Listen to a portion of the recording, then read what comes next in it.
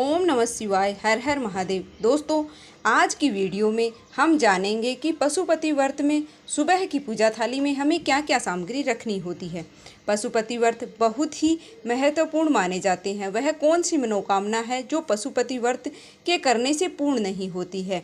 भगवान पशुपति के 5 व्रत किए जाते हैं। यदि पूर्ण श्रद्धा भाव और पूरे विधि विधान से व्रत किए जाएं तो सभी प्रकार की मनोकामनाएं हैं वो पूर्ण हो जाती हैं। पशुपति व्रत की महिमा ही अलग है। पशुपति व्रत के कुछ नियम हैं जो इस वीडियो में मैं आपको बताऊंगी। सबसे पहले तो देखिए, पशुपति व्रत है उसकी पूजा थाली हम तैयार करते हैं। वह शिवालय यानी मंदिर जाके पूजा हमें करनी होती है। दोनों समय पूजा होती है और सुबह भी मंदिर जाके करनी होती है और शाम को भी हमें मंदिर जाके ही पूजा करनी होती है। और हमें सारी सामग्री है वो एक ही थाली में लेकर जानी होती है और दोनों समय उसी थाली में हमें पूजन करना होता है। जो पशुपति व्रत की पूजा सामग्री अनिवार्य होती है वो मैं आपको इस वीडियो में शेयर करने वाली हूँ। सारे नियम आपको बताती हूँ। तो देखिए, पूजा के लिए जो आप थाली लेंगे वह बड़ी थाली लें, क्योंकि दोनों समय की सामग्री हमें इसी थाली में रखनी है। सुबह की थाली भी और शाम की पूजा की थाली भी आपको इसी में रखनी है। तो इसलिए आप बड़ी थाली का है वो चयन करें। थाली थोड़ी बड़ी है वो आप ले लें। पीतल या कांसी की थाली आप ले सकते हैं या फिर स्टील की थाली आप ले सकते हैं। तो देखिए, यहाँ पर हमने थाली ले ली है और इसके बाद तो सबसे पहले हमने यहाँ पर एक मिट्टी का दिया ले लिया है। दिया आपको घर से ही लेकर जाना है और गोल बाती हमने ले ली है। तो दिया आपको घर से लेकर जाना है। किसी दूसरे के दिए में आपको अपनी बाती है वो नहीं जलानी है। तो इस बात का आपको विशेष ही ध्यान रखना है। उसके बाद में हमने यहाँ पर केसर युक्त चंदन ले लिया है। आपके पास अष्टगंध चंदन है तो वह भी आप ले सकते हैं या फिर कोई भी आपके पास चंदन है वो आप ले सकते हैं। उसके बाद में ले ली है हमने यहाँ पर गुलाल ले ली है। सामग्री आपको इतनी ही लेनी है कि आप दोनों टाइम पूजा है वो कर सकें। बचनी भी नहीं चाहिए और ज़्यादा भी आपको नहीं लेनी है। उसके बाद में हमने भगवान गणेश जी और माता पार्वती को तिलक करने के लिए रोली ले ली है। जो कुमकुम होती है वो हमने ले ली है। भगवान गणेश को और माता पार्वती को इसी से तिलक है वो किया जाता है, तो वो हमने ले लिया है। ध्यान रहे थोड़ा मतलब गैप देके हमें यह सामग्री रखनी है, एक दूसरे में मिक्स ना हो जाए। भगवान गणेश जी को है वो लाल रोली का टीका लगाया जाता है, पर भगवान शिव को है वो रोली का टीका नहीं लगाया जाता, तो इस बात का ध्यान रखें। उसके बाद हमने यहाँ पर अक्षत ले लिए हैं। अक्षत टूटे हुए नहीं होने चाहिए, इस बात का आपको विशेष ही ध्यान रखना है। और जनेऊ हमने ले ली है। आपके पास अगर जनेऊ नहीं है तो कच्चा सूत भी आप ले सकते हैं। और मोली हमने यहाँ पर ले ली है। जो मोली होती है कलावा, वो समर्पित करने के लिए भगवान को हमने मोली ले ली है और कच्चा सूत ले लिया है। और उसके बाद में हम यहाँ पर ले लेंगे पंचामृत। आप दूध भी ले सकते हैं। कच्चा दूध आपको लेना होता है, गाय का मिल जाता है तो बहुत ही बढ़िया है, नहीं तो आपके पास जो उपलब्ध है वह आप ले लें। पंचामृत है वो दही, घी, शक्कर, शहद और चीनी से मिलकर है वो बनता है। तो आप मिक्स करके ले जाते हैं तो थोड़ी आसानी हो जाती है, क्योंकि मंदिर में ज़्यादा टाइम आपको नहीं मिल पाता है पूजा करने के लिए, क्योंकि भीड़ भाड़ होती है। तो आप एक साथ भी मिक्स करके पंचामृत बनाकर भी ले सकते हैं और अलग अलग भी आप लेकर के जा सकते हैं। आप अपनी सुविधा के अनुसार ले सकते हैं और भगवान भोलेनाथ का अभिषेक है वो आप कर सकते हैं। उसके बाद में हमें यहाँ पर लेने हैं कुछ पुष्प लेने हैं। तो पुष्प देखिए, हमने यहाँ पर कनेर के पुष्प लिए हैं। पीले पुष्प हैं कनेर के, भगवान भोलेनाथ को चढ़ाए जाते हैं। और आप माता पार्वती और भगवान गणेश के लिए आप लाल रंग के पुष्प भी अगर उपलब्ध हों तो ले सकते हैं। उसके बाद हमने यहाँ पर धतूरे के जो पुष्प होते हैं वो भगवान भोलेनाथ को अर्पित करने के लिए ले लिए हैं। अगर आपको मिलते हैं तो आप भी अवश्य ही ले लें। धतूरे का फल हमने यहाँ पर लिया है।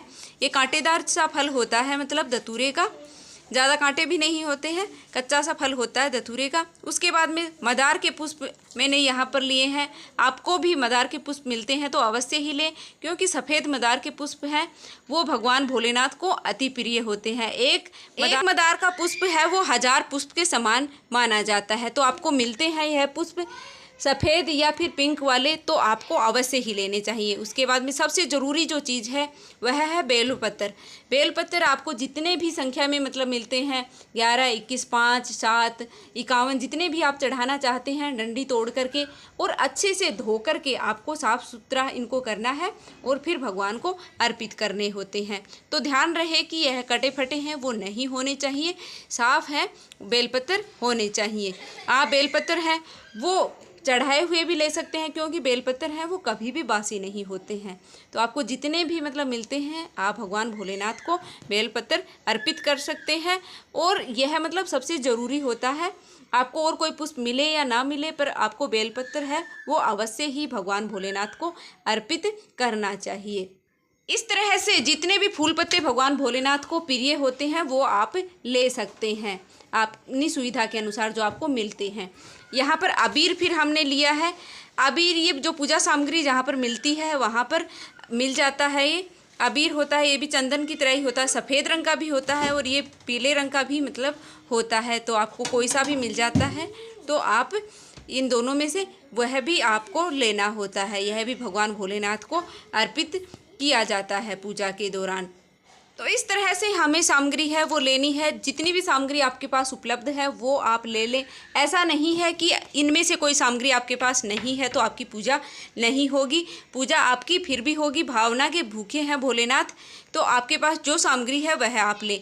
यहाँ पर समी पत्र है वो मैंने लिए हैं। समी पत्र आपको मिल जाते हैं तो वह भी भगवान को प्रिय होते हैं, आपको अवश्य ही लेने चाहिए। और सुबह का जो मतलब भोग होता है भगवान भोलेनाथ को अर्पित करने के लिए तो उसमें आप चीनी या फिर मिश्री आप ले सकते हैं। कोई फल है ऋतु फल आप ले सकते हैं, तो मैंने यहाँ पर मिश्री ली है और एक आम का फल है वो लेना है। और सबसे ज़रूरी जो चीज़ होती है वह है जल। जल हमें अपने घर से ही लेकर जाना होता है, इस बात का आपको विशेष ध्यान रखना है। गुरुजी प्रदीप मिश्रा हैं वह भी इस बात को बताते हैं कि जल है वो हमेशा अपने घर से लेकर जाते हैं। तो उससे क्या होता है कि हमारे घर की जो दरिद्रता है वह निकल जाती है, हमारे घर का जो भी कष्ट होता है वह निकल जाता है। तो हमें घर से ही जल है वो लेकर जाना चाहिए, मंदिर से नहीं लेना चाहिए। तो जल आपको बड़े पात्र में भी लेकर जाना है क्योंकि आपको भगवान भोलेनाथ का अच्छे से अभिषेक है वो करना है, तो बड़े पात्र में लेकर जाना है। और अभिषेक आपको तांबे के लोटे से ही करना है, स्टील के लोटे से आपको नहीं करना है, इस बात का ध्यान रखना है। और यहाँ पर मैंने लिया है भगवान भोलेनाथ को अर्पित करने के लिए इत्र लिया है। अगर आपके पास उपलब्ध है तो आप ले लें वरना स्किप कर दें। और तामूल के रूप में मैंने भगवान भोलेनाथ को अर्पित करने के लिए लिए हैं इलायची, लौंग और सुपारी मैंने ली है। धूप मैंने यहाँ पर ले लिया है। माचिस भी हमें अपने घर से ही लेकर जानी होती है। अग्नि है वो हमें अपने घर से ही लेकर जानी है, तो इस बात का भी ध्यान रखना है, माचिस आपको घर से ही लेकर जानी है। और एक और बात मैं आपको बता देती हूँ, कोई भी अगर आप पूजा कर रहे हैं तो उसमें दक्षिणा का विशेष ही महत्व होता है। जो भी हमसे पूजा में भूल चूक हो जाती है, कोई सामग्री नहीं मिल पाती है, तो उसके लिए हमें दक्षिणा है वो अवश्य ही अर्पित करनी चाहिए। अपनी सामर्थ्य के अनुसार आप जितना भी कर सकते हैं 10-20 जितना भी आपको करना है आपको दक्षिणा अवश्य अर्पित करनी चाहिए। कपूर हमने ले लिया है यहाँ पर भगवान भोलेनाथ की आरती के लिए। आप दिए से भी आरती कर सकते हैं या फिर आपके पास कपूर उपलब्ध है तो कपूर भी आप ले सकते हैं।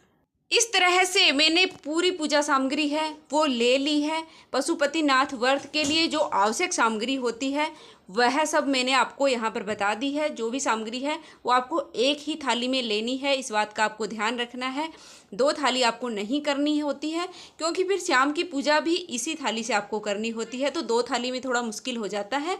तो आपको एक ही थाली और इतनी ही सामग्री आपको लेनी है कि आपकी पूजा सुबह की और शाम की पूजा है वो हो जाए। ज़्यादा सामग्री भी आपको नहीं लेनी है और कम भी नहीं लेनी है, तो इस बात का भी आपको ध्यान रखना है। और एक ही थाली में पूरी पूजा सामग्री आपको लेकर जानी होती है।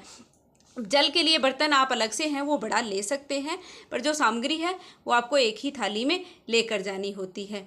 तो यह थी आज की वीडियो और पूजा सामग्री, तो आपको पसंद आई होगी। वीडियो पसंद आई तो प्लीज़ वीडियो को लाइक करके चैनल को सब्सक्राइब कर लेना ताकि आगे भी ऐसी ही वीडियो मिलती रहे। धन्यवाद।